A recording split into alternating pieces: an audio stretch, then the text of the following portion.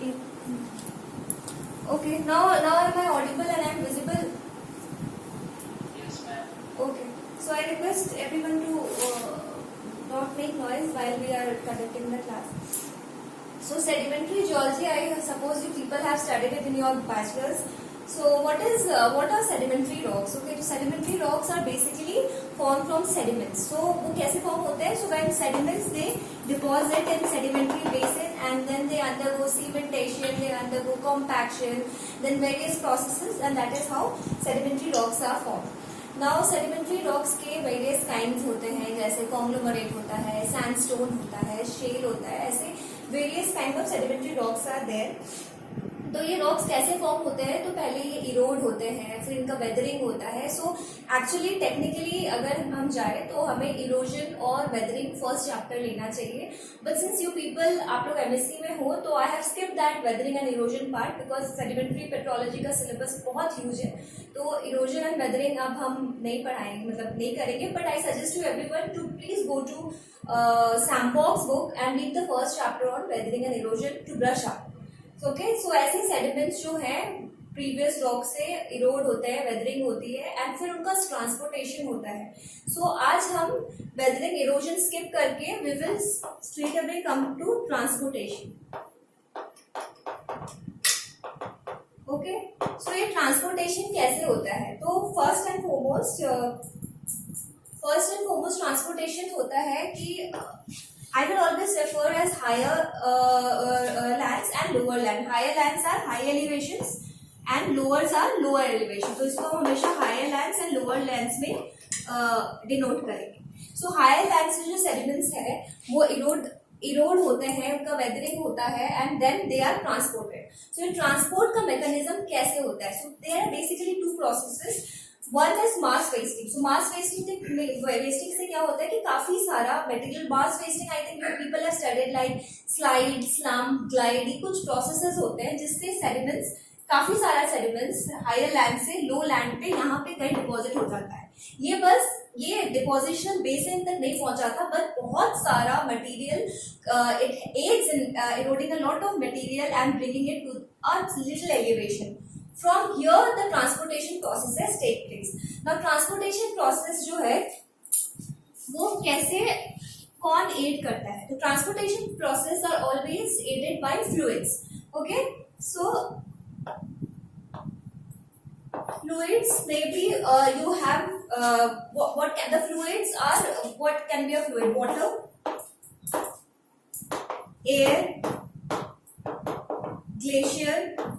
तो ये सारे जो प्रोसेसेस है, ये सारे जो फ्लूइड्स हैं and that aids in transportation of the material from the higher lands to the lower lands.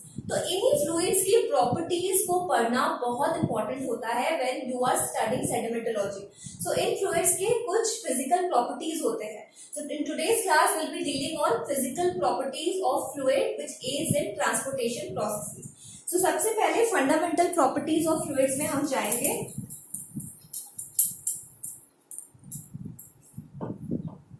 Fundamental properties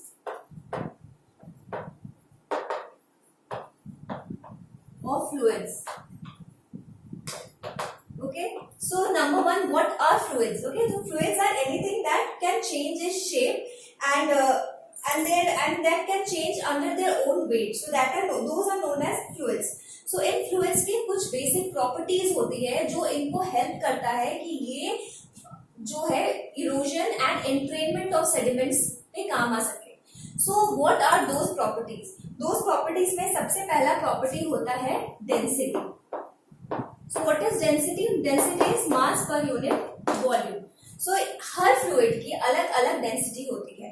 So what happens is that magnitude of forces that act, so density affects the magnitude of force that acts on a fluid.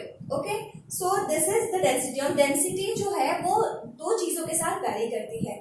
सबसे पहले density, तो हर fluid का अलग density होगा. For example water की density अलग होगी and glacier की डेंसिटी अलग होगी. तो ज्यादा डेंस फ्लूइड है वो ज्यादा इरोड कर सकता है. For example if you compare water and air, इनमें से ज्यादा डेंस कौन होगा? Of course water. सो जब रिवर इरोड करता है, so that erodes a lot of sediment in compare to aerial erosion. So that is how density affects. So what like different fluids have different densities. Okay.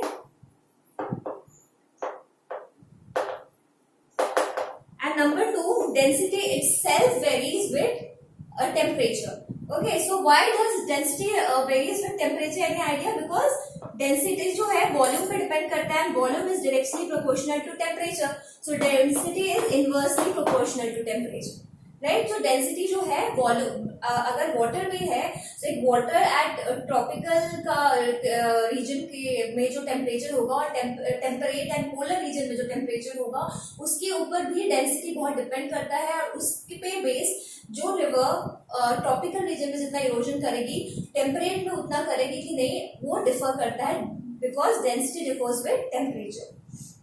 And the second factor जिसपे fundamental properties में है, that is viscosity. Now viscosity is the agility of the fluid to flow. Okay. So for example honey is viscous and water is less viscous. तो जो ability of fluid है, तो उसका flow करने में वो काम आता है.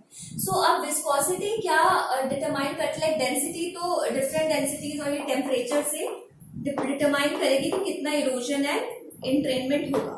पर विस्कोसिटी जो है वो क्या डिटरमाइन करती है? विस्कोसिटी डिटरमाइन करती है कि कितना टर्बुलेंस आएगा. For example turbulence is what? Disturbance. Okay, so we will deal with what is turbulence and streamline as we go ahead in the lecture. So viscosity जो है वो turbulence को डिटरमाइन करता है कि एक फ्लूइड पे कितना टर्बुलेंस होगा या कितना नहीं. अब टर्बुलेंस क्या डिटरमाइन करती है? फॉर एग्जांपल एक वाटर कॉलम है विच इज स्ट्रीमलाइन, बहुत अच्छे से पैरेलली फ्लो कर रहा है, और उसमें आपने कुछ कॉइन वगैरह डाल दिया, so that coin will immediately settle because उसके बीच में कोई डिस्टर्बेंस नहीं है. But if a water column is very much turbulent, वो constantly rotate हो रहा है, and if you put a coin, वो coin settle होने में time लेता है. So this is where the turbulence comes into play. For example, जो sediments हैं, for example हिमालयन रीजन से जो आ रहे हैं और बे ऑफ बंगाल में डिपॉजिट हो रहे हैं, अगर बहुत टर्बुलेंस है रिवर में, तो वो सेडिमेंट रिवर में सेटल होने में टाइम लेगा. पर अगर रिवर जो है वो स्ट्रीमलाइन है एंड और इतना टर्बुलेंस नहीं है, तो वो इमीडिएटली सेटल हो जाएगा. So there where viscosity comes into play, that is particle settling में विस्कोसिटी हेल्प करता है. एंड विस्कोसिटी क्यों हेल्प करता है? क्योंकि विस्कोसिटी पे बेस्ड टर्बुलेंस डिटरमाइन होता है. ओके. अब क्योंकि viscosity is a very huge term in physics, तो हम विस्कोसिटी को थोड़ा विस्तार से पढ़ेंगे. Will deal with viscosity right now. So for example the sedimentologists previously, to understand viscosity, they did a very simple experiment. They took two plates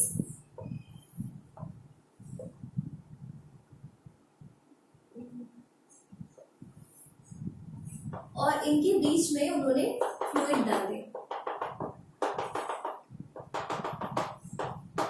okay. And फिर इस plate, दोनों plate as of now is static. फिर इस plate को उन्होंने क्या किया, थोड़ा इस साइड पुल करके इसको वेलोसिटी दे दिया. ओके. अब ये प्लेट इधर है. ओके. इसको वेलोसिटी दे दिया, पहले ये यहाँ था. तो ये जो है इसको अब वेलोसिटी मिल गई है which will write as v, और ये जो डेप्थ है इसको will write as y. Okay. So अब इसको वेलोसिटी मिल गई है, ये डेप्थ है y. So velocity gradient, that is how will the velocity change with the depth, तो that is dv by dy. Clear? So अब क्या है कि इस लेयर को, इसको वेलोसिटी मिली है, तो वो वेलोसिटी इस लेयर में ट्रांसफर होगी. तो ये इसका जो वेलोसिटी है will always be less than this, because इसका जो वेलोसिटी है वो इसमें ट्रांसफर हो रहा है, और इस लेयर के चलते इस लेयर में वेलोसिटी, तो वेलोसिटी जो है इसकी सबसे ज्यादा होगी, फॉलोड बाय इस लेयर की इससे कम, इसका इससे कम, इसका इससे कम, इसका इससे कम, एंड लास्ट लेयर की वेलोसिटी जो है वो जीरो होती है. तो this is the velocity profile. Okay, so ऐसे होता है। नाउ अब क्या होता है कि जब हम वेलोसिटी देते हैं तो दो लेयर के बीच में एक shear स्ट्रेस प्रोड्यूस होती है। जब if the fluids are streamlined and in case we give velocity, so the two layers will create a shear stress. Okay, now what is this shear stress? shear stress कुछ भी नहीं है, when liquids are flowing parallelly, तो उन दो mobile layer के बीच में जो स्ट्रेस होता है when we give velocity is called the shear stress. now shear stress जो है वो क्या करता है, for example this layer, I told you this layer is faster than this layer, right? because सबसे ज्यादा velocity तो इस लेयर की होगी, because इस पे तो हम velocity दे रहे हैं, followed by इसकी, तो ये लेयर जो है इस लेयर से स्लो है। सो ये लेयर हमेशा क्या करेगा, what is that shear stress? It will always try कि मैं ऊपर के लेयर को जाने ना दूं। It will try to pull the upper layer towards itself. Okay, so though first and foremost you please write down कि that shear stress वो stress होता है, shear stress is always generated at a boundary of two mobile fluids.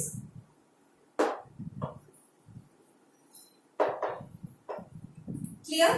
अब जो shear stress है वो हमेशा क्या करेगा, it will always, the slower layer will always try to pull the faster layer towards itself. Okay, so और retard it, मतलब वो pull करेगा तो जिस स्पीड से वो जा रहा है तो उसको वो retard हो जाएगा। तो slower layer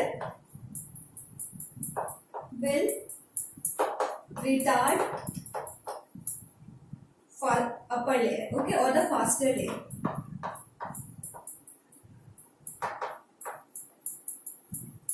तो इसको इस टर्म में याद रखना कि shear stress वो स्ट्रेस है, just like typical Indian mentality, कोई टॉपर आगे जाएगा तो आप उसको कैसे भी करके पुल कर लो, उसको आगे जाने मत दो। ओके, सो ऐसे याद रखना, shear stress वो स्ट्रेस है कि जो आगे जा रहा है उसको हम आगे नहीं जाने देंगे, उसका जो स्पीड है उसको हम स्लो कर देंगे। सो shear stress का जो डेफिनेशन है, I will give you a good definition of the shear stress. You can please write it down. That the faster layer, that thus faster layer moves over a slower layer, and shear stress is the force that produces change in velocity. तो velocity with depth. Of course, for example, ये layer अपने speed से जा रही है and दूसरा layer उसको pull कर रहा है, उसको retard कर रहा है, तो इसका velocity तो कम होगा ही, right? तो shear stress वो stress है जो faster layer की speed को retard करता है, okay? और it affects it lowers the velocity gradient of the upper layer. So ये shear stress किस पे depend करता है? shear stress को ये है shear stress, ये viscosity, ये इसका फॉर्मूला है, जनरली हम इसको टाउ भी लिखते हैं, तो viscosity multiplied by dv by dy. So this is your shear stress. अब इसी से अगर हम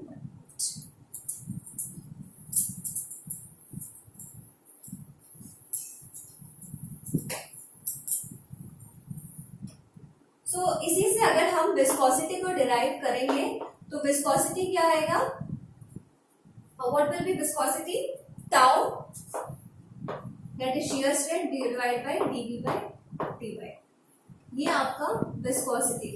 okay, so this is the derivation of viscosity जो टर्बुलेंस को अफेक्ट करती है, जो मैंने आपको पहले भी बताया है।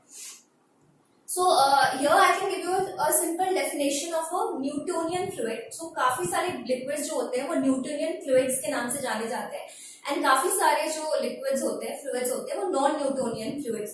So Newtonian fluids में जो viscosity है ये हमेशा constant रहता है। So constant क्यों रहता है? For example, अगर हम shear stress बढ़ा देते हैं, जो shear stress जितना बढ़ेगा उतना ही तो उसका velocity gradient कम हो जाएगा, क्योंकि ये फोर्स जितना ज्यादा है उतना ही तो वो रिटार्ड करेगा, अपर लेयर की वेलोसिटी को कम कर देगा। तो जैसे हम ये बढ़ाएंगे ये अपने आप घट जाएगा, तो ये हमेशा कांस्टेंट रहता है। Those liquids are known as Newtonian liquids.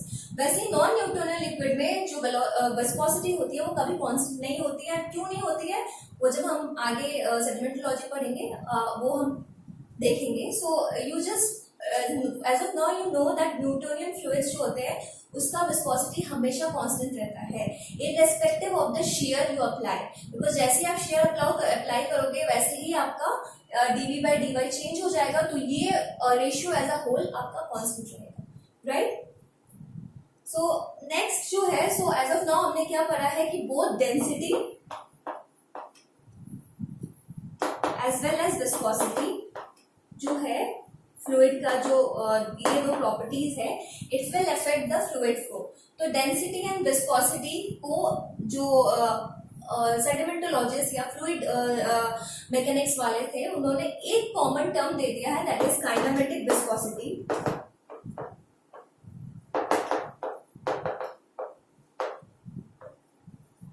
वो होता है रो, ये इसको हम रो कहते हैं और इसको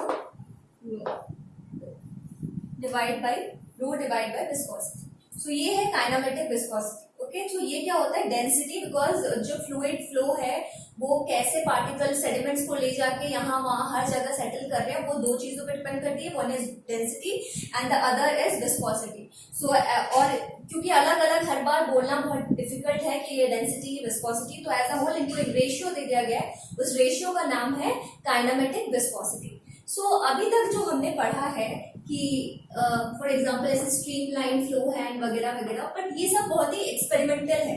नेचर में ऐसा नहीं होता है कि सारे रिवर्स का जो हुआ है स्ट्रीम लाइन जा रहा है, नेचर में टर्बुलेंस होता है और भी बहुत सारे फैक्टर्स प्ले करते हैं। सो उन फैक्टर्स पे डिपेंड करता है कि आपका, बिकॉज सेडिमेंट्स क्या होता है फाइनली जाके डिपॉजिट होते हैं, उन सेडिमेंट्स की वजह से बहुत तरीके के सेडिमेंट्री स्ट्रक्चर्स बनते हैं, जैसे रिपल मार्क्स बनते हैं, ड्यून्स बनते हैं। तो अगर ऐसे ही स्ट्रीम लाइन फ्लो होते रहता तो कुछ बनता ही नहीं, बस बेडिंग प्लेन्स ही बन जाते।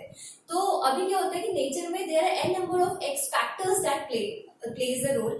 सो हम देखेंगे कि वो कैसे होता है, वो किन किन चीजों पे डिपेंड करता है। So today's class is basically to तुम लोग का बेसिक क्लियर करने में कि आगे जो हम पढ़ेंगे उस पे क्या क्या काम आएगा। So next is what actually happens in nature. So nature में जो है दो टाइप ऑफ फ्लूइड्स फ्लो होते हैं, वन इज लैमिना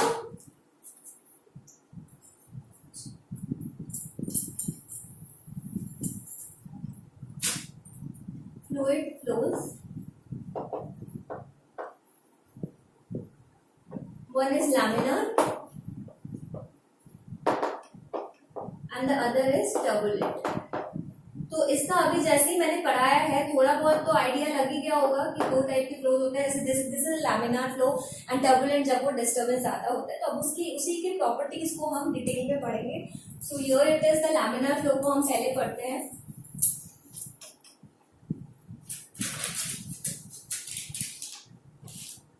सो ये जो टाइप ऑफ फ्लो होगा, दैट इज वो लैमिनार है या वो टर्बुलेंट है, वो तीन चीजों पे बेसिकली डिपेंड करता है। बिकॉज जो रिवर है वो हमेशा एक बेड के ऊपर फ्लो करता है, राइट। तो उस बेड का number one roughness, number two viscosity,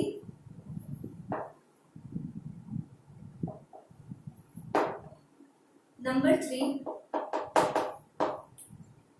flow velocity.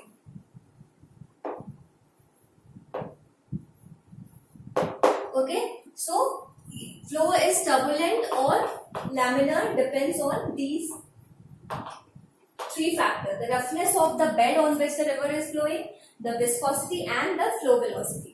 अब इसके लिए एक सिंपल सा हम डायग्राम बनाएंगे।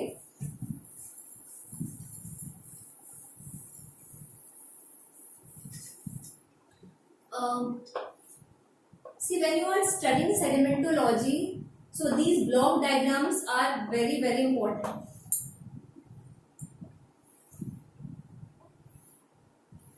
ओके, सो एक साइड में हम यहाँ पे हम लैमिनार फ्लो दिखाते हैं और यहाँ पे टर्बुलेंट। ओके, सो लैमिनार फ्लो तब फ्लो होता है जब बेड स्मूथ होता है एंड टर्बुलेंट जब बेड रफ होता है। ओके, सो लैमिनार फ्लो में क्या होता है कि द फ्लोज लैमिनार फ्लो जो आप देखेंगे, it seems like a series of parallel lines going together, ऐसे फ्लो होता है।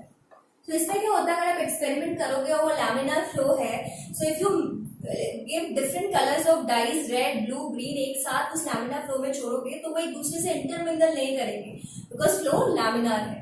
सो ये जो लाइंस है इनको हम स्ट्रीम लाइन कहते हैं। Okay, in जो parallel lines है, what we call them streamline. So the experiment which I was telling you before, जिसमें हम parallel lines जो हम draw करते थे, वो क्या था, वो streamlines थे. So those are named as so laminar flow जो है, पहली बात तो it should be the bed should be ये जो roughness है, it should be smooth. Okay, and can you please unmute yourself? और सब unmute ही हैं? All of you are unmute.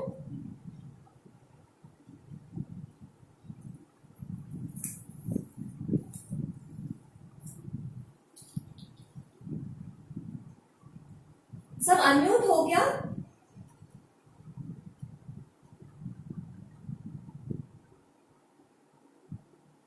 One minute, Ashok ने सबको अनम्यूट कर दिया था, कोई बोल क्यों नहीं रहा है? I can't hear any of you.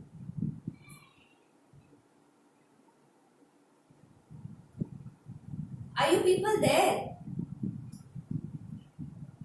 सुनाई क्यों नहीं दे रहा?